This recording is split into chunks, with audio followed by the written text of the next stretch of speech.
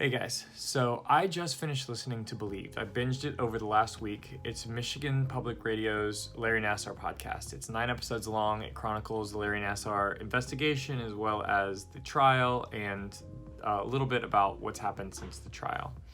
In case you forgot, Larry Nassar was a gymnastics doctor, or I guess a sports medicine doctor, specializing in gymnastics. He worked with Michigan State University and most notably was one of the main doctors for the U.S. gymnastics team.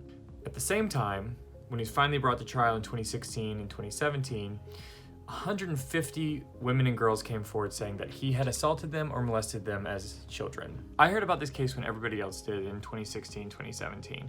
And as I read the headlines, I think I had the same questions going through my head that everyone else did. How did this happen? And how did the parents let this happen? These parents must be idiots. Listening to hours of tape of these parents talking about what happened, it's not that simple. Also, one of my personal cornerstone beliefs is that we all pretty much react the same in the same situation. I always go back to the same 1963, I think, New York murder case where something like 37 people watched a woman get stabbed over an entire night and no one called the cops. We'd probably all respond that way. 150 kids come forward saying that they were molested by Larry Nassar and no one believed them in 1997, 98, 99, 2004, 2014. They didn't believe him until 2016. It's a pretty large sample set. And as much as I hate to believe that I would think that, I think I would respond just like these parents. And so I have to figure a way to not think like that. Listening to this podcast, listening to the hours of tapes of the parents going over these conversations, these situations that they had with their kids, with this doctor, was terrifying. A lot of these parents did as much as they could. Larry Nassar molested kids in his doctor's office with their parent in the room. The most impactful story to me was the mom, who's also a doctor, who was in the room while Larry Nassar was molesting her daughter. That's not about not being informed. She's a doctor. That's not about not being there. She was in the room. She was inches away when this was happening. This is something else. This is something more insidious. It feels something like something that can't be beat. And so listening to the 9 episodes, what I took away were 2 things, really. First one is just to believe my daughter. That's the one place in this entire story that I feel like I'm different from some of these parents. Some of the parents heard the complaints from their daughter, even reported the complaints, but then when the institutions, when the police, when the colleges, when the gymnastics coaches all said it was okay, the parents stopped believing their kid. After listening to this podcast, I won't stop believing what my daughter says. If she says someone molested her, she will never see that person again. No matter what comes out, I have to be there for her.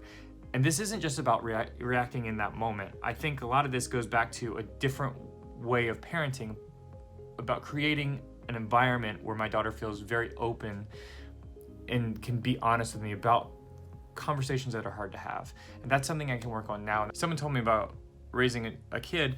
They said talking to them about their school day now when they're in preschool will help you know how to talk to them about their school day when they're in middle school or high school. It's about starting a conversation now that they feel very open and they feel listened to.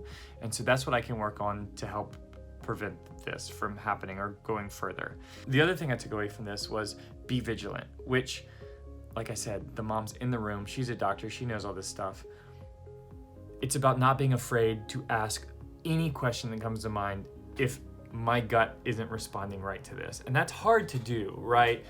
But we live in a time when pretty much every institution has been torn apart. You can't trust teachers, you can't trust the clergy, you can't trust elected officials, you can't trust doctors. All these institutions that previous generations have been able to rely upon now for our generation are gone. We have to trust our gut more than anything else, which is scary and can make you sound like a crazy person sometimes. But I'd rather sound like a crazy person than have my daughter give 30 minutes of testimony about how some guy touched her. So that's what I took away from the Believe podcast. Again, it's a great listen. They do a really good job of relaying the situation as it happened and giving you a better understanding of everything.